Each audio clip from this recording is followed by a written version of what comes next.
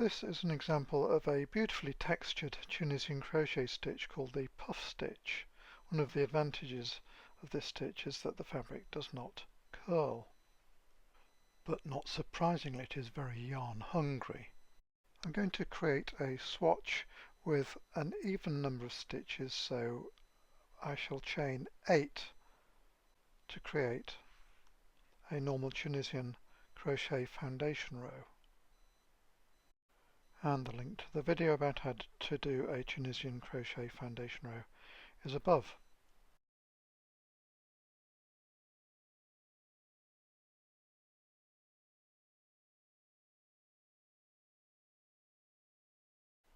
There are now 8 loops on the hook, so I shall chain 1 and mark the space at the end of the next row and do a normal Tunisian crochet return pass.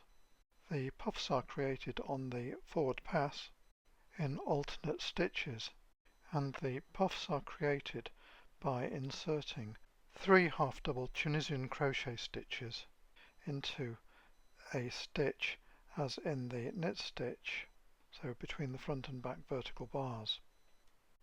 Half double crochet is American terminology I'm using. The British terminology is half treble. The loop on the hook counts as the first stitch. The second stitch is going to be the puff stitch. So for the half double crochet, yarn over, insert the hook into the next stitch as per knit stitch, yarn over and leave 2 loops on the hook,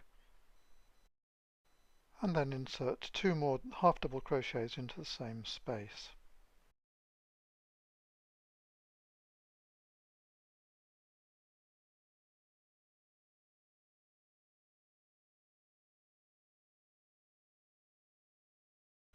So the puff is now formed of 6 loops, so the next thing to do is to yarn over and pull the yarn through the 6 loops, leaving 1 loop on the hook above the puff.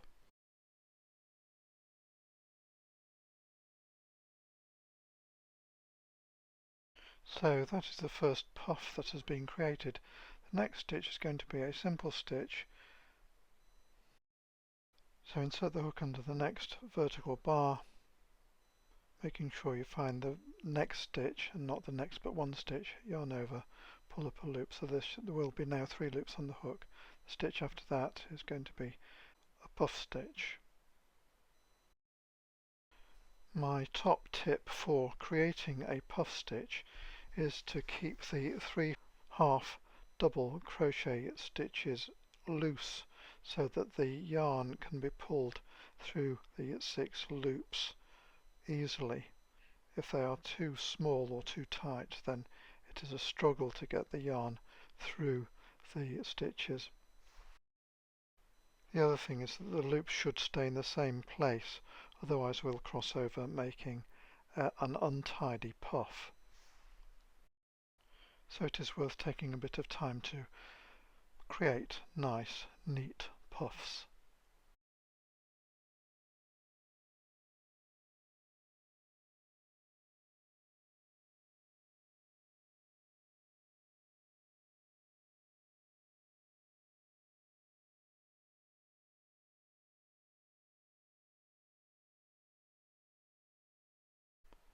And make sure that the simple stitch goes into the next stitch directly beneath the edge of the puff.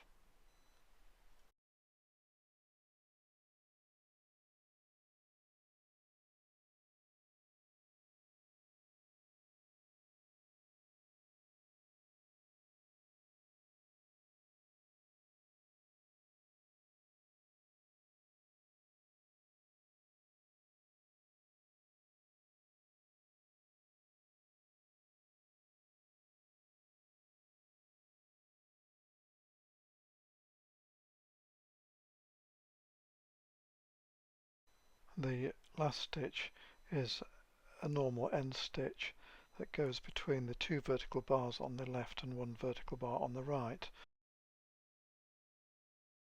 Check the number of loops on the hook is correct and then chain 1 and mark the space for the end of the next forward pass. Now do a normal return pass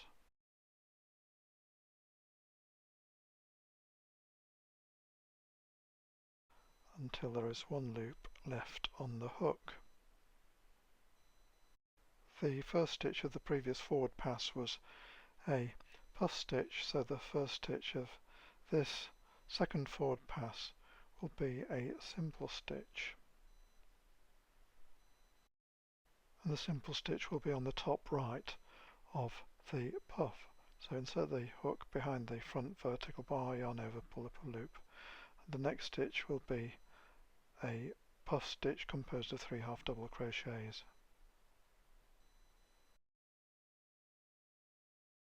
And continue with alternate puff stitches and simple stitches until the end of the row.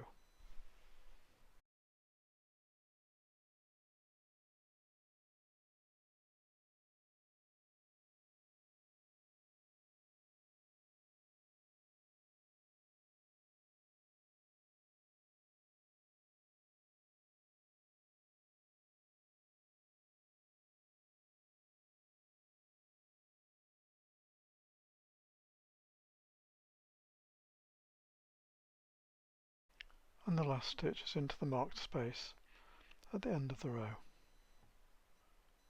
Now chain 1,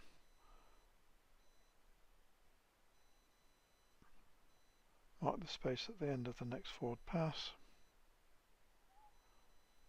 and then do a normal Tunisian crochet return pass.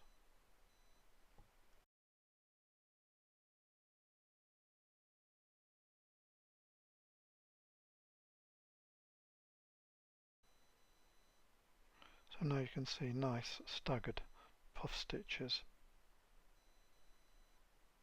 Now there is one loop on the hook, so the next stitch will be a puff stitch because the stitch below that was a simple stitch. So that's 3 half double crochets as per knit stitch into the second stitch, then yarn over and pull through 6 loops.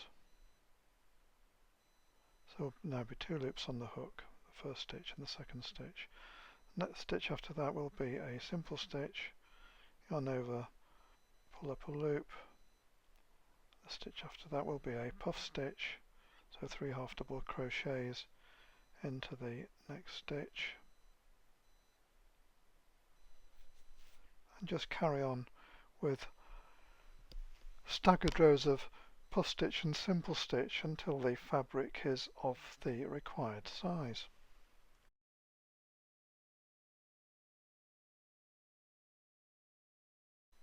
And this is the final return pass for this swatch.